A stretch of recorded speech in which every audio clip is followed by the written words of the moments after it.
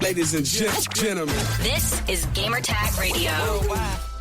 Welcome to a brand new episode here at Gamertag Radio. This is your host, Danny Pena. And also we have here Paris Lily. What's up, Paris? Yeah, what's up, man? I know the previous episode we talked about, we're gonna be talking about CES and so on. But there's something that just happened actually last night from NVIDIA, Yes. right? So what you can tell us a little bit about that before we start the show. Yeah. So last night at CES, NVIDIA had their GeForce On presentation, and it kind of runs down some of the latest things that are coming from NVIDIA GeForce for 2026 in PC gaming. And we're going to jump into this right now and start talking about it. And just so everyone knows, this is a sponsored segment. So we do want to thank NVIDIA GeForce for sponsoring this segment of Gamertag Radio. But yeah, man, they did the GeForce On presentation, and the big thing that came out of this is we're getting DLSS 4.5. It's like they keep innovating on this thing, and they just keep adding to it. And I'm going to jump into that and talk about that more. There's also some updates to GeForce Now. Now GeForce Now is going to also come natively to Linux, as well as they're going to have an app on the Amazon Fire Stick. And really, we got a preview of this last year with the Steam Deck, because the Steam Deck got a GeForce Now app, which runs SteamOS, which is a variant of Linux. So really interested to see how that's going to play out, see what that looks like, be able to obviously test that out, because, you know, as I've talked a million times, I really love GeForce Now. I think it is the premier cloud streaming service for gaming. Other things that came out of this is you're getting NVIDIA G-Sync monitors with Pulsar and ambient adaptive. I can't talk. Let me say it again. You're getting NVIDIA G-Sync monitors with Pulsar and ambient adaptive tech. And that actually is available. We're recording this on January 6th. On January 7th. And essentially what these monitors are going to do, you're going to have even smoother and clearer game, effective motion clarity, on when you're playing a game, and you'll have over 1,000 hertz on those monitors. So I know a lot of people obviously looking to pick up a new monitor, looking to have G-Sync be a part of that. Because what G-Sync does is it basically takes a variable refresh rate and just makes it a smooth experience. So it's not going to be choppy or anything while you're playing. So the fact that they're enhancing that now with Pulsar and this adaptive tech, it's going to make it even more effective with the motion clarity and everything that goes with that. The NVIDIA app, which I'll talk about more as I get into DLSS 4.5. There's a beta update that is out right now, and they're adding in some features with DLSS 4.5. And we'll talk about that along with, as you would imagine, a new Game Ready driver, which is available right now as well. And then NVIDIA also with the RTX Remix, they've now added some new features to that as well. So basically what RTX Remix is, so like, was it last year or 2024? I can't even remember, but like Half-Life 2, there was Half-Life 2 RTX, right? Or like when they did Portal RTX, this is essentially taking RTX Remix and you're enhancing an older game and now bringing it up with like pad tracings being enabled. So now they've updated RTX Remix for creators to make it essentially easier to update these older games, to give them modern visuals, like I said, with better lighting, path tracing, things like that. We'll talk about that in just a second as well. And then finally, NVIDIA is also bringing RTX gaming to more devices. Well, I talked about that with GeForce Now, but they're doing RTX accelerant for 4K AI video generation with LTX2 and Comfy UI upgrade. So we'll talk about all that in just a second. Any questions? Because I know I kind of just ran down this list really quick. Yeah, and I'm also reading the blog post that they have for each of the announcements. So I know you mentioned NVIDIA DLSS 4.5, that technology. So it's also going to be added on new games that's coming out later this year, and one of them, which I'm very, very excited to play, is the Resident Evil that's coming out Yes. very, very soon. Like I think it's like a month or so, right? Yeah. Yeah. We're getting Resident Evil, Pragmata, Phantom Blade Zero as examples with path tracing. So really excited what those are going to look like, because I got a chance to play Resident Evil Requiem at Gamescom, at the NVIDIA event I went to at Gamescom. And I mean, it was already looking fantastic. So I'm very interested to see how this is going to be now with DLSS 4.5 and just everything that's going to bring to enhance the image quality even more. So 240 frames per second, Paris, let us know like that experience compared to like what we're used to, 60 frames or a little bit more higher than that. 240 frames per second. Yeah, it's interesting with frames per second. Like I said, I'll jump into all this with DLSS 4.5, and this is just the overall conversation we've been having the past few years with DLSS and frame generation and now multi-frame generation and what that's been able to do. So, forever we were playing games at 30 frames per second, right? And then obviously monitors have upgraded over the years. And then we started getting 60 frames per second. Next thing you know, we're getting up to 120, 144. And now you're seeing things 240 and above with the frames per second. So with what you're asking is it just makes the gameplay experience more responsive and smoother when you're going there. You're not seeing it be choppy or seem like it's laggy or whatever. Everything's just buttery smooth, very responsive experience. So I mean, just keeping it real, once you get 60 and above, that's when you really start noticing it, right? So when you start hitting that 120, 144, and then obviously as you're talking about 240 and above, it just is night and day. And it really comes in handy with competitive gaming because, again, every microsecond of latency or lag that you have of non-responsiveness matters in a very competitive, multiplayer game like if you're playing Call of Duty or Fortnite or something like that, right? So that's why you see a lot of the I can't even talk. I'm sorry. The competitors, in the competitive scene, they won't play at 4K or 1440p. They'll play at 1080p on a monitor because they want to make sure they get the most frames per second that they possibly can, in a competitive match, right? So that's why you see that a lot on the competitive scene. But we're not in a competitive scene. We just like to play cool games. We just like to play. Yeah. So this is where DLSS comes into play. And to just recap what DLSS does is it takes a lower resolution image and it basically upscales not only the image quality of it to say 1440p. Say we had it was at 1080p, right? Where the game is natively at 1080p. It will upscale it to say 1440p or 4K. And what also happens now with frame generation and now multi-frame generation is you're able to enhance the frames per second as well on these games. So something you might have a graphics card that if you don't enable DLSS or anything like that, the most you can get out of it playing at 4K is, let's say, 40 frames per second. But once you start enabling frame generation and multi-frame generation, you could literally boost it from that all the way up to the 240 frames per second that we'll be talking about. And a lot of this is machine learning, AI, and everything that they're doing in the background of that. And I understand people talk about the fake frames and all of that, but we've talked about that a million times over the years that, I don't know, it looked good to me. That's all I know. As long as it's played smooth and everything, that's all it matters, right, to me. Yeah. But going back to what you were talking about, so DLSS 4 has been the standard, for 2025 as we come in here in 2026, and they've now updated that from 75 games to now there are over 250 games that take advantage of DLSS 4. With the NVIDIA graphic cards, right? And we were just talking about games that will have that, 007 First Light, Phantom Blade Zero, Pragmata. They're going to have pad tracing and all the bells and whistles, and Resident Evil Requiem as well. So that's exciting to see that we're getting more games that will be able to take advantage of DLSS 4, which introduce, well, really it was 3, but DLSS 4 has multi-frame generation, and you were able to take that up to 4 times if you're on a 50 series card, right? Mm-hmm.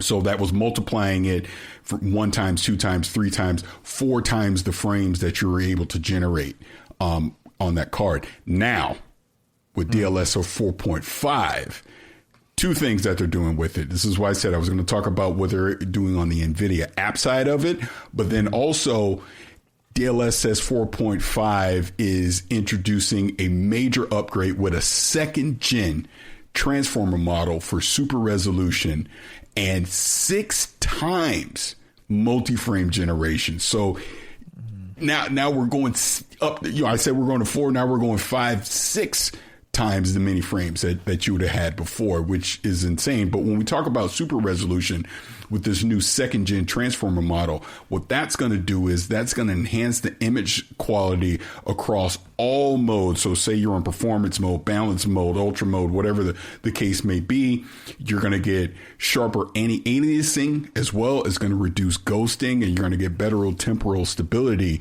with fewer trailing artifacts. So you may notice sometimes when you're playing a game, you might see like a ghosting image or something like that. Happens more when you're starting to enhance things with DLSS.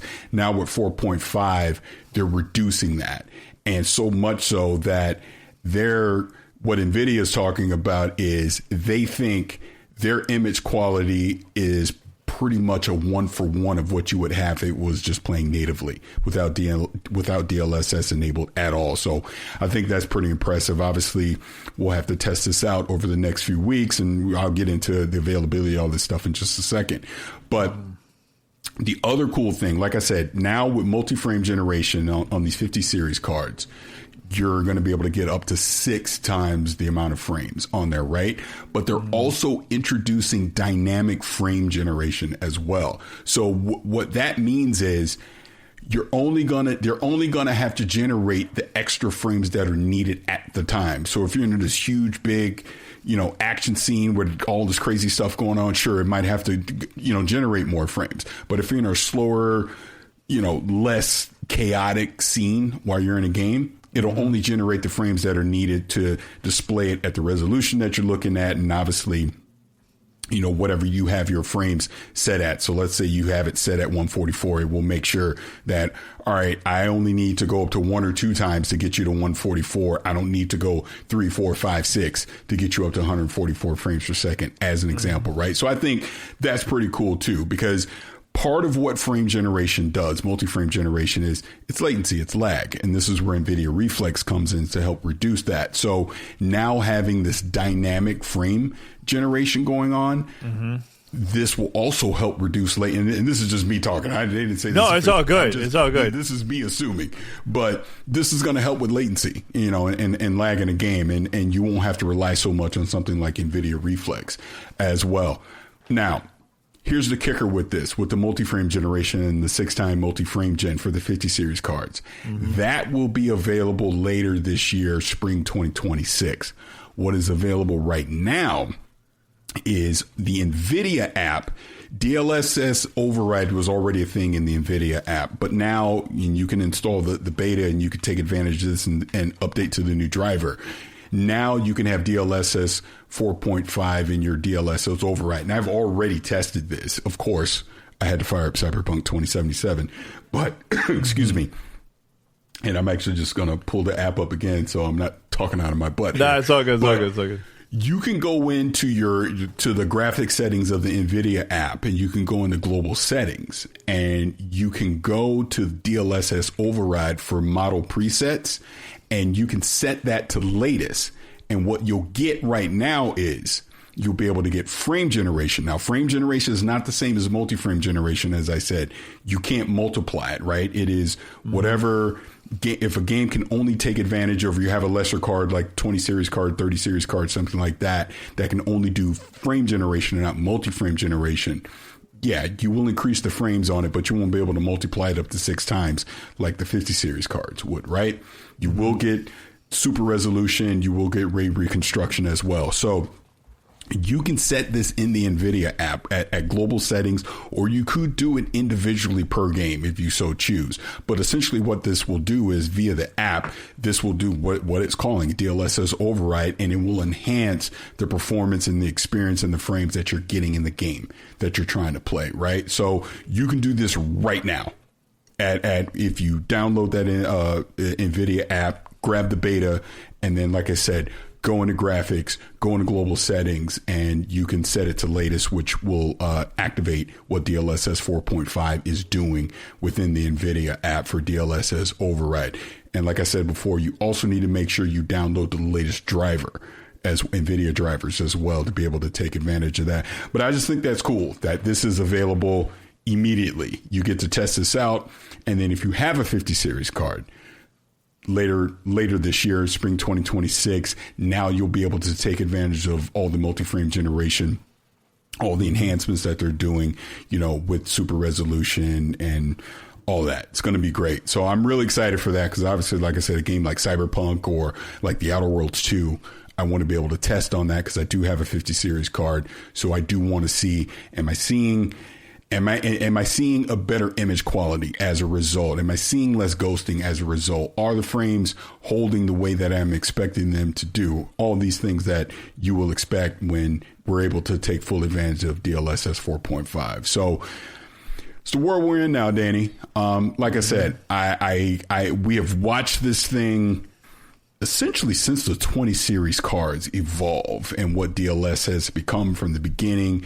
To got DLSS 2, then obviously 3, then 3.5, and then at 4, and now here we are at 4.5. And each iteration is bringing something new to the table. Mm-hmm. That's exciting because here's the thing. I get it.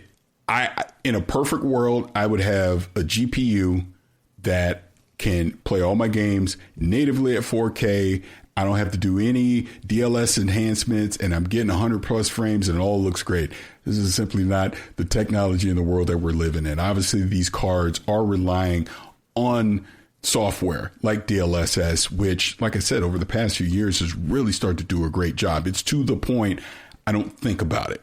And I guess that's the best way to look at it is I understand it's, I'm doing air quotes, doing fake frames. It's essentially filling in the gap so that what I see on the screen is ultra smooth performance, again, better lighting, path tracing. I get all the bells and whistles and I get it at a high frame rate. And like I said, it looked good to me. Yeah, exactly. It looked good to me. But I understand people that are skeptical of it. And that's valid because, I mean, they are utilizing machine learning, AI, and all these things to be able to take advantage of that. But when I'm playing the game, it looks fantastic. And right now, NVIDIA is just the leader in the clubhouse when it comes to that in comparison to the competition. So I've said a lot. No, I was going to ask one more question. Yeah. No, well, it's a question in the comment. I also need to bring up that, GeForce Now, I use that a lot, especially on my TV.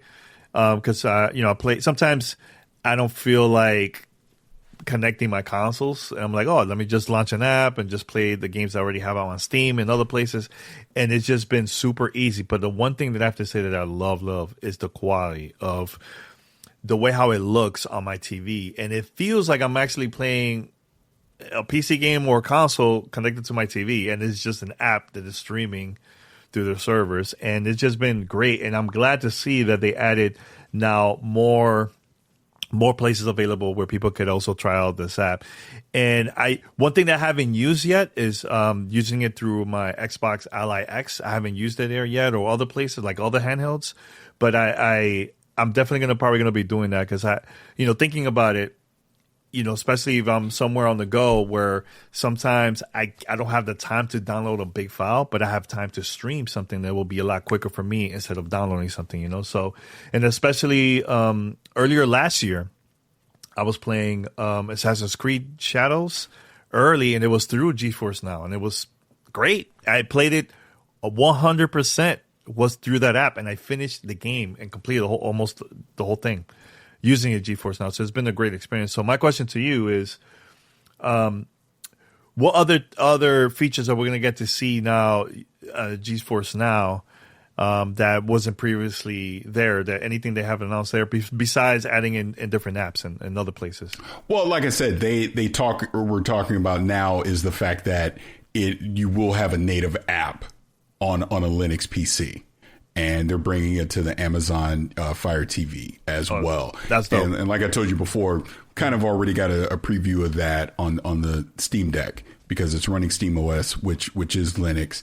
And to your point about running GeForce Now on a handheld, that was a cool thing coming out of Gamescom, where I got the whole presentation. I talked about it already. I got the whole presentation, everything, GeForce Now, everything that they were doing with that, bringing it to handhelds, and the fact like Steam Deck OLED runs at 90 hertz, so I'm getting 90 frames per second on these games that I want to play.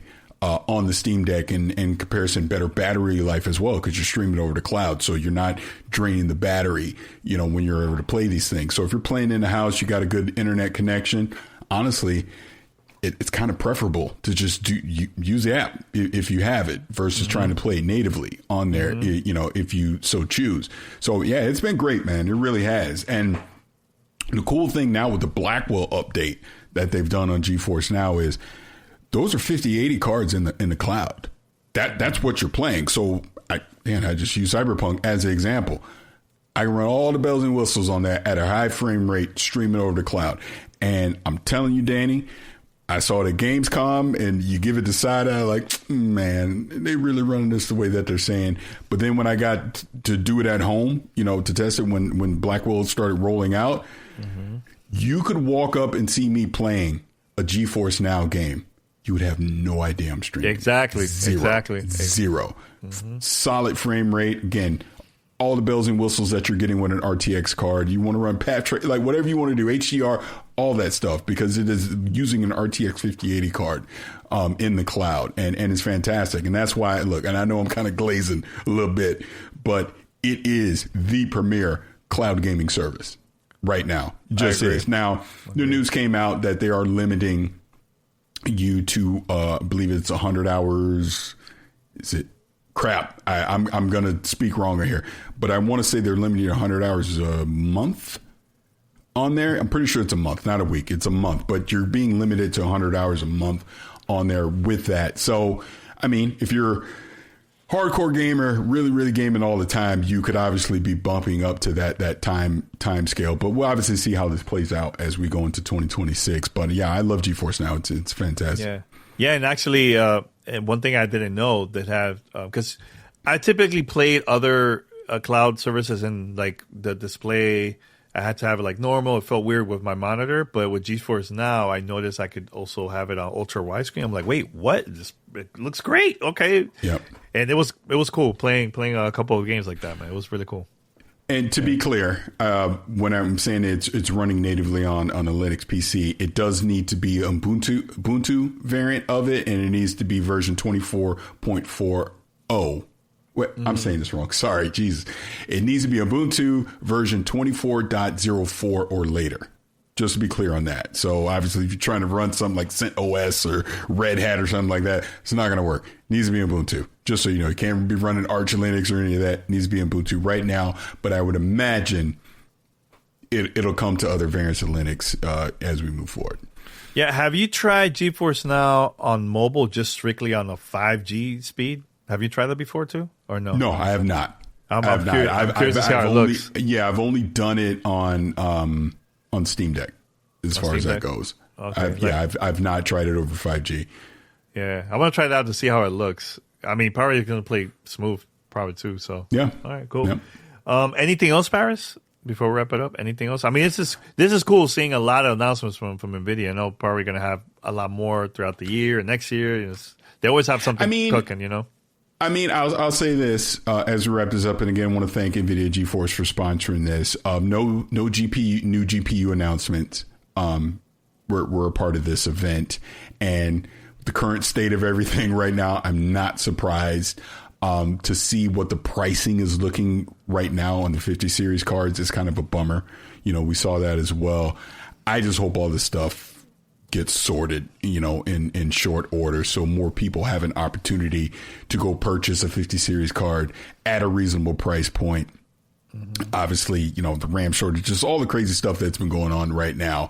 This is great tech that I think is being limited, that not everyone's going to be able to get their hands on unless you already have one of these cards as well. And like I said, if you don't have a 50 series card, if you have a 40 series card, you're going to be able to take advantage of some multi-frame generations, not all the way up to 6X, but it does do multi-frame. And if you still have a 20 or a 30 series card, you can do DLSS and standard frame generation. Take advantage of that NVIDIA app. Do the override like I was talking about, and you will see some performance and image quality increases, even if you're on an older NVIDIA GPU as well. But overall, all the stuff looks really good. Like I said, I'm excited for that spring update to come out so I can really put my card through the paces with some of these newer games. And like I said, Resident Evil Requiem is what is it, next month? Is that next month? Yeah, is it February? Yeah, I think so. That's soon. I can't wait. Yeah. So really excited for that to come out, to be able, again, it's on DLSS 4, path tracing, all that, be able to take advantage of stuff. So yeah, it's an exciting time. Now, and this will be my last question. Look, I have a 4090. I don't have a 50 series. I still, like you said, I can still take advantage of some of it, right? Mm-hmm. So. But I'm excited to try out like you said, Resident Evil, Requiem, and what's the other one? I know 007, First Light, Pragmata. Yeah. So I mean, there's things 007, I feel like I'm still not missing out, even with my 4090. So I think it's cool. And my question is, for those that has a 30 series, I just say, so are they gonna take advantage of anything on the 30 Well, series? that's what I was just saying. That's what I was just saying. That right now you won't be able to do multi-frame generation on it, but you still have frame generation on a 30 series cards. And like I said, use the NVIDIA app, use DLSS override, and you will see performance and image quality increases as a result. Oh, cool. What you were going to say about the 4090? You were going to say something else or no? No, you already said it. I mean, yeah, you got multi-frame generation. I mean, it can't do everything that the Blackwell cards can do, the 50 series cards, but it does a lot of them. So no, I think with a 4090, you'll be fine. You'll be playing everything, looking great and playing smooth. Look, I still feel like I'm new to this PC game. It's been a couple of years, but like it's been a great experience, man. Like honestly, I've been playing 90% of my games I've been playing on PC ever since I got my PC. So now the only thing I have to figure out is taking out my 4090 card when I move to DR, because I need to take care of it and figure out how to put it back and all that. I know it's easy, but still, hey, I'm nervous as hell. Buy me a plane ticket. I'll come out there and hang out for a week. You can hold it for me. Hold it for me while traveling with it. Yeah, that'll be cool. Yeah. That'll be cool. Yeah. All right, man. Paris, thanks a lot, and also thanks to NVIDIA for sponsoring this episode of Gamer Tag Radio. We'll be back next week or so with other news and other goodies. So stay tuned. Until next time, everyone. We're out.